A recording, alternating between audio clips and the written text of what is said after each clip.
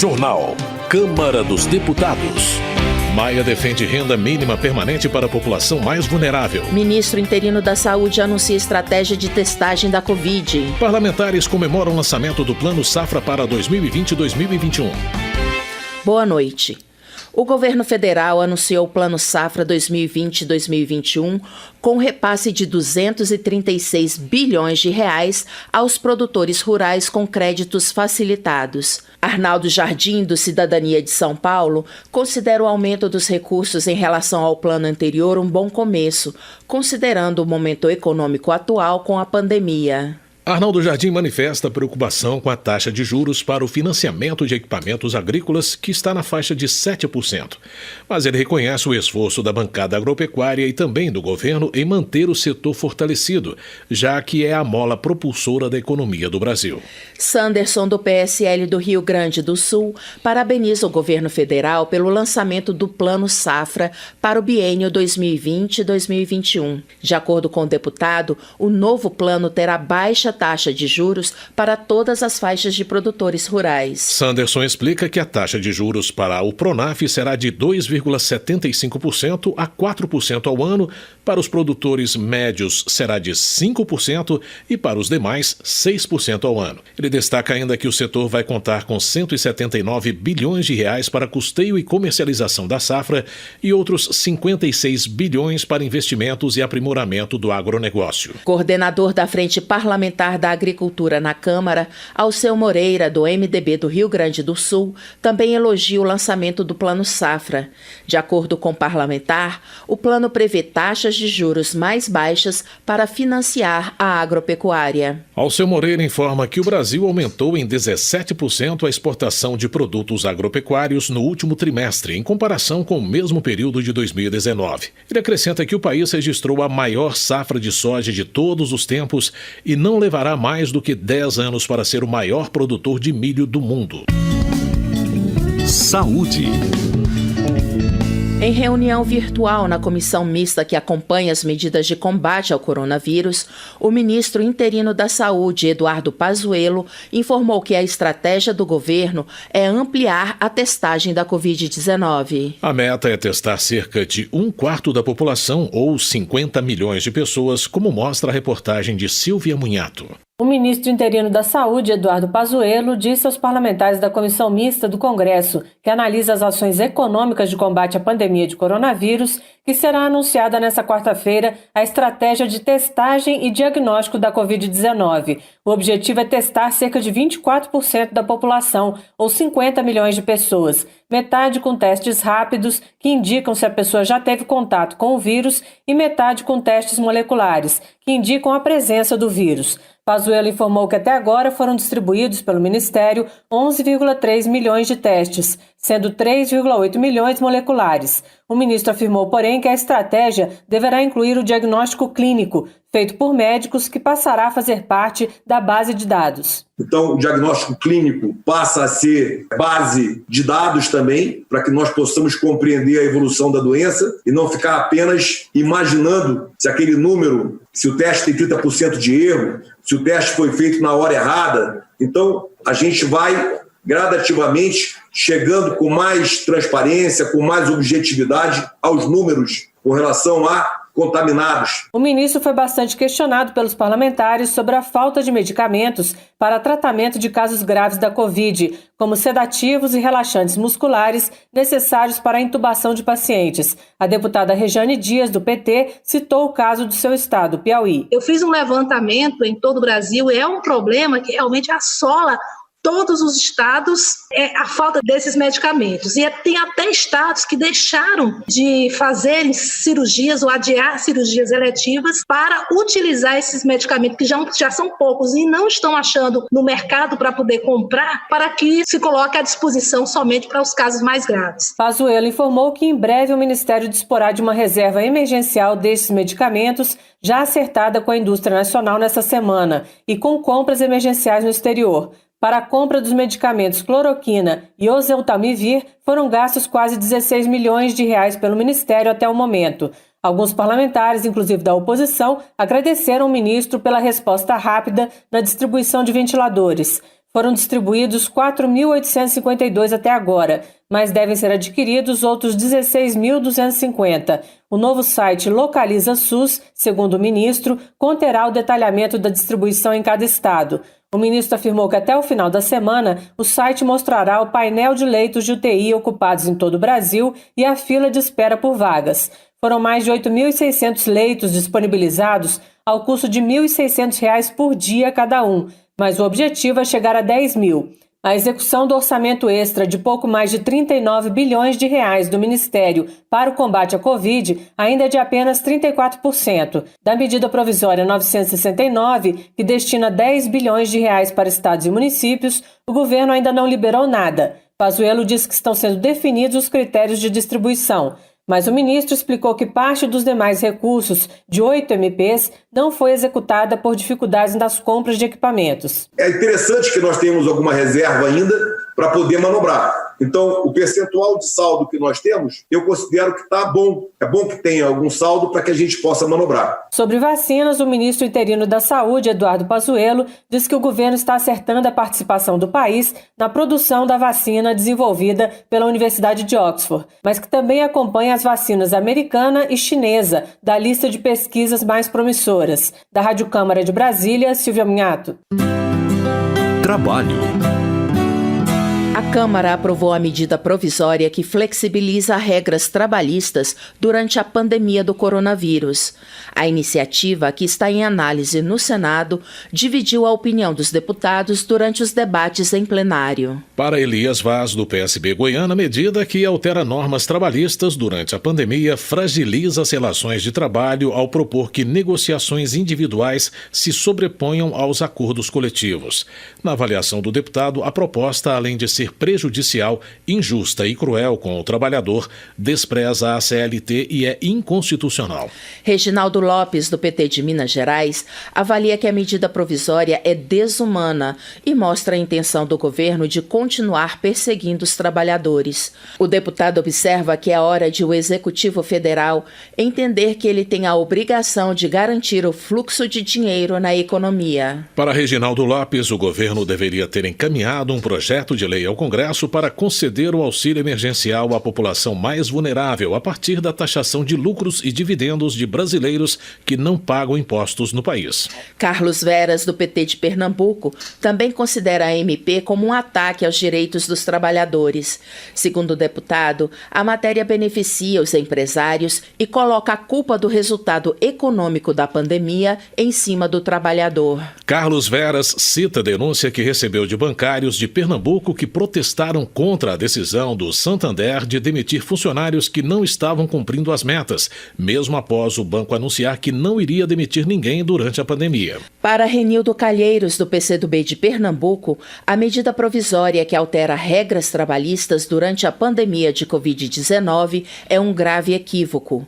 Para o deputado, a MP representa mais um ataque aos direitos dos trabalhadores. Na opinião de Renildo Calheiros, o Brasil está fazendo o oposto do que deveria ser feito para enfrentar a crise. O parlamentar sugere que o governo federal emita moedas para socorrer os estados e municípios, as micro, pequenas, médias e até mesmo as grandes empresas, com o compromisso de salvar os empregos. Já a doutora Soraya Manato, do PSL do Espírito Santo, afirma que a medida não vai prejudicar os trabalhadores, mas permite que haja uma maior flexibilização das ações trabalhistas, visando a manutenção do emprego. Para a doutora Soraya Manato, o teletrabalho, a antecipação de férias individuais e concessão de férias coletivas são medidas que irão garantir segurança jurídica nas relações de trabalho e também na atividade econômica. Daniel Almeida, do PCdoB da Bahia, critica a insistência do governo federal e de aliados na aprovação de mudanças na legislação trabalhista como forma de superar a crise. Segundo Daniel Almeida, desde a reforma nas leis do trabalho, em 2017, o povo vem sendo enganado com o discurso de que a perda de direitos significa modernização das relações entre patrão e empregado. Arlindo Quinalha, do PT de São Paulo, também critica a medida provisória que permite mais mudanças nas leis trabalhistas, sob a justificativa de aliviar o peso da crise no Brasil. Segundo Arlindo Quinalha, a proposta impõe perdas aos trabalhadores, como o corte nas verbas indenizatórias regras e apresenta outros pontos inconstitucionais, como a falta de amparo ao empregado em caso de contaminação pelo coronavírus. Ivan Valente, do PSOL de São Paulo, afirma que essa MP é mentirosa e não ajuda os trabalhadores nem as empresas neste momento de pandemia. Ele explica que países como Estados Unidos e Inglaterra injetaram de 10% a 17% do PIB na economia para ajudar as empresas e os trabalhadores, enquanto no Brasil foram apenas 4%. Para Ivan Valente, essa medida provisória é uma mini-reforma trabalhista, porque reduz de 40% para 20% a multa do FGTS e cria um banco de horas para que funcionários trabalhem nos domingos e feriados. Joaquim Kataguiri, do Democratas de São Paulo, rebate as críticas contra a medida provisória. Para o deputado, a matéria evita as demissões. Ele argumenta que não adianta manter os requisitos formais do emprego se há um aumento do mercado informal. Kim Kataguiri afirma que, enquanto muitos países estão flexibilizando as leis trabalhistas, o Brasil está fazendo o contrário. Para ele, independentemente da pandemia, é preciso dar mais liberdade de negociação para empregados e empregadores. Fernanda Melchiona, do PSOL gaúcho, destaca que, em vez de priorizar a liberação de verbas para estados e municípios e de socorrer as empresas com linhas de crédito, o governo retira direitos dos trabalhadores no momento em que o desemprego também avança no país. Fernanda Melchiona volta a criticar o governo Bolsonaro diante do aumento do número de infectados e dos mais de 51 mil mortos pela Covid-19. Ela alerta que o Brasil enfrenta a pior crise sanitária da história, aliada a uma profunda crise econômica, e chama de criminosa a postura da gestão federal. Rogério Correia, do PT de Minas Gerais, cita a pesquisa feita pelo IBGE, divulgada recentemente, e que revela que a pandemia do coronavírus fez com que cerca de 1 milhão de brasileiros perdessem o emprego no mês de maio. Rogério Correia avalia que o fato de o crédito não chegar aos pequenos e microempresários agrava ainda mais o desemprego. Ele acrescenta que a medida provisória que flexibiliza as regras trabalhistas retira direitos dos brasileiros num momento extremamente difícil para o país. Por outro lado, Alexis Fontaine, do Novo de São Paulo, assegura que a medida provisória visa manter os empregos durante a pandemia. O deputado rebate críticas dos partidos de esquerda que afirmam que, a pretexto de preservar postos de trabalho, a matéria fere a legislação trabalhista. Segundo Alexis Fontaine, a exclusão da possibilidade de suspensão do trabalho prova que o objetivo da medida provisória é preservar direitos e não eliminá-los. General Peternelli, do PSL de São Paulo, chama a atenção para a medida provisória que estabelece o serviço temporário para os funcionários públicos e permite que o aposentado seja reintegrado com salário reduzido para exercer funções específicas. Ele acredita que a medida influenciará positivamente o serviço público, evitando o inchaço da máquina pública. Relações Exteriores.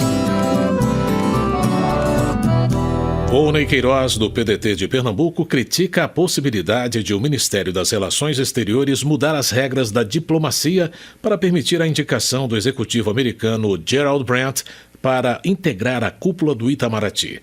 A ideia, segundo o deputado, foi do próprio ministro Ernesto Araújo. Volney Queiroz informa que a Associação dos Diplomatas recebeu com preocupação a possibilidade de nomeação de assessores alheios ao Serviço Exterior Brasileiro. O parlamentar se diz indignado ao ver o conceituado Itamaraty exposto ao que considera um vexame no cenário internacional. Justiça. Capitão Alberto Neto, do Republicanos do Amazonas, acredita que há exagero no inquérito do Supremo Tribunal Federal que apura a rede de fake news envolvendo deputados federais governistas. De acordo com o capitão Alberto Neto, os ataques de ódio que têm levado o país a um clima de animosidade entre os três poderes partem tanto de representantes da direita quanto da esquerda e devem ser combatidos com o objetivo de restabelecer a harmonia entre o legislativo, o judiciário e o executivo. Segurança Pública. Hildo Rocha, do MDB do Maranhão, avalia que a lei de abuso de autoridade precisa ser aplicada. O parlamentar conta que um rapaz foi assassinado em uma briga de trânsito e a polícia prendeu um suspeito apenas porque tinha um carro da mesma cor que o assassino. Hildo Rocha relata que o suspeito foi preso, fotografado e levado para a penitenciária de Pedrinhas e suas fotos caíram nas redes sociais. No entanto, no dia seguinte, a polícia reconheceu que o suspeito não era culpado, mas a exposição já havia sido feita. Para o deputado, se a lei de abuso de autoridade estivesse sendo aplicada, fatos como esse seriam evitados. Presidência. Em encontro virtual promovido pela Câmara de Comércio França-Brasil, o presidente da Câmara, Rodrigo Maia, defendeu a criação de uma renda mínima permanente para os mais vulneráveis, com base no Cadastro Único e no Bolsa Família. Maia também voltou a defender um pacto entre os três poderes com o objetivo de propor uma agenda para a recuperação econômica do país. A reportagem é de Luiz Gustavo Xavier. O presidente da Câmara, Rodrigo Maia, afirmou que é preciso encontrar saídas para criar uma renda mínima permanente para a população mais vulnerável do país. Ele diz que tem buscado soluções com especialistas e, como exemplo, cita a melhoria dos valores do programa Bolsa Família e a utilização do Cadastro Único das prefeituras. Maia destacou ainda que o parlamento pode até prorrogar por mais 2 ou 3 meses o auxílio emergencial de R$ 600, mas avaliou que tornar esse valor permanente seria inviável. O presidente participou de live promovido pela Câmara de Comércio França-Brasil nesta terça-feira. Eu acho que o grande problema também é o foco da política social, né? Como é que nós garantimos mobilidade social, quais são, né, as vulnerabilidades. Não é só a renda, né? Mas tem outros problemas, saneamento, saúde, qualidade da educação, tem muitas outras variáveis que justificam a pessoa estar na linha de pobreza, não é só a transferência da renda. Então, eu acho que a gente tem que pensar um grande programa